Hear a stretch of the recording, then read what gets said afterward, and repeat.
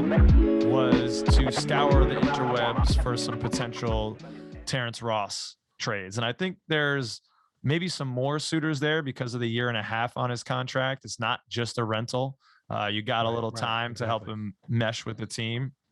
And honestly, I just kind of searched around the internet. I'm not good at coming up with these trades. I'm not great at this hypothetical thinking. The CBA is ridiculous. I'm going to spend some time this summer digging through it, but it's like 300 pages. And then there's the constitution and bylaws of the NBA that kind of run all of these trades. And I just don't have enough knowledge on it to try to figure out these trades.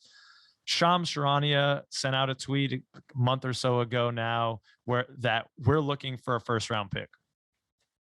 Duh. I mean, aren't we all? Isn't every team looking for a first round pick for every guy that they're trading? Sure. I just don't know if we're going to get it unless it's a really late first round pick in a desperate situation. These were some of the popular trades that I found repeated online over time. The Cavs are better than expected. They're ahead of schedule. And so they might be looking to upgrade one of their pieces. They have Seti Osman. I'm not sure if I'm pronouncing his name right. He's balled out a couple of times against us. He's 26 years old. He's on his second contract.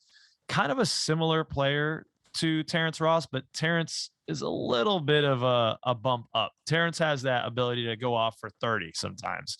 I don't know if Seti Osman really has that, but he does, go off for 15, 20 points a game, a solid forward. So it'd be him coming back and, a late one, a second, maybe that. I think that would be okay, depending on the pick. If we got a first round back with Seti Osman, I would be happy with that.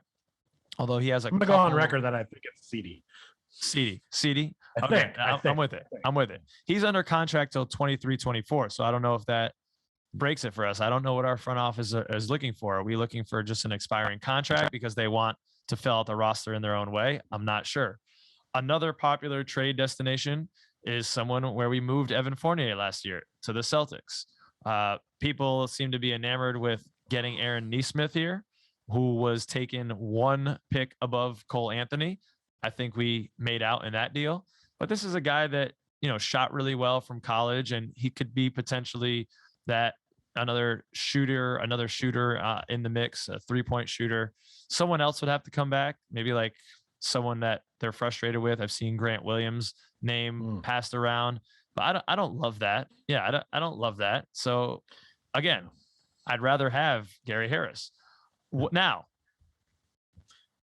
I have one for you here. This is the one that you'd rather have Terrence Ross. Yeah. Oh, I'm sorry. Yes, thank you. I'd rather have Terrence Ross. Another one that's been talked about a lot is the Lakers. Talen Horton-Tucker coming back with Kendrick Nunn. I don't watch a lot of Lakers. They're West Coast. I'm a teacher. I go to sleep at like 9:30. So I don't catch a lot of Lakers games, and I don't like their style of basketball. I don't care to watch them anyways. No. But I guess Kendrick Nunn has been crap in the bed. They want to get out from that. And Talen Horton-Tucker would be the piece that would come back. They are essentially all in. I mean, they've created this monster, and now they kind of have to go with it. So you got to upgrade now, and Terrence Ross is definitely an upgrade from Talen Horton-Tucker right now. That he fits with our team a little bit better. He's a younger guy. The only thing that hurts about this is we drafted Talen Horton-Tucker, and now we're going to be trading Terrence Ross to get him back. But if Terrence is going, Terrence is going. So if we can get a piece like THT back, that would be awesome. Now, this is the one that I don't know how people out there will feel about it, but I'm going to the West for the Suns, and this is the last one I have. I know you probably haven't heard of this guy, Pich. I know you don't watch a lot of Suns. Jalen Smith. He's only in his second year. I don't know where he came out for college. He's a center. And the Suns did not pick up his third year option on a rookie contract. That is highly unusual. And it just shows that they've really gone sour on him. Okay. So I've already expressed my frustration with Mo Bamba. And I'm not necessarily saying that Jalen Smith is better than Mo Bamba. But, when he did get some time, when Jalen Smith did get some time, when DeAndre Ayton went down, he averaged about 16 points and 10 rebounds. Granted, Chris Paul is his point guard. He's the point god. That makes any guy good. Bismack Biyombo, I think, put up a big game recently. So if he can do it, anyone can. But this is a third-year guy, and he's a center that we could try out when in the area that I think we are thinnest. I think we're the thinnest at the center position. No disrespect to Moritz Wagner. He's a little undersized. No disrespect to Wendell or Mo, even though I did disrespect Mo just moments ago.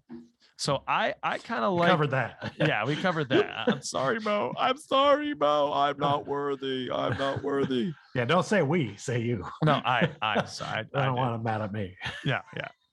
So I think a trade like that, they're trying to get out from under the Dario Saric contract. I don't know if that guy's going to play anymore for the rest of his NBA career. So something like Dario Saric and Jalen Smith coming back for Terrence Ross could give us a little bit more depth at the 5.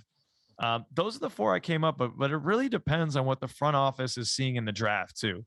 Where do they see the strength of the draft? What do they, do they think they're going to aim for a forward? Are there a lot of forwards here? It kind of looks like that. Hopefully we don't take another guard. So, where do we think we're going in a draft? That kind of will depend on what we want to get back. And maybe they want to open some flexibility. Maybe they don't want to take a lot back. Maybe they don't want to take a young player like a Jalen Smith, like a Taylor Horton Tucker, because they don't want to try to figure out any more minutes for any new guys. Right. We'll see. I mean, there's a lot of pieces that can go. Like we talked about, the Pacers are trying to really unload people. And I feel like Miles Turner being out there kind of hurts the people who might want a Mo Bamba. So like if he goes, then now maybe Mo Bamba becomes a little more attractive to other people. And maybe he could be one of the people that gets moved. What if somebody came calling for Rolo's services? He's been sitting on our bench. Maybe somebody needs a big man that bad. He's played very well when he's played this year. So there could be any number of shifts that move around, and by the time we sit here next show, we could be missing all these guys or none of these guys. I would really like to see Harris and Ross both stay. I think they add some veteran stuff, and I think they're veterans that are comfortable coming off the bench, can score you 20 points a night and defend and do a lot of things well. And it's tough to find a veteran with their skill level that's comfortable coming off the bench. Now, will they take the pay of a guy that's coming off the bench? I don't know. That's for the future, but I like their fit on this team. I think it's going well. And unless we get something back mega, I didn't really like any of the trades either one of us proposed for those guys. so I wasn't excited about any of those. So unless something big is happening, I don't know about, let's stay the course. I agree. All right. So that's on the move. Hopefully no one's on the move. Hopefully we keep the pieces and we can build from here if everyone takes those team friendly contracts.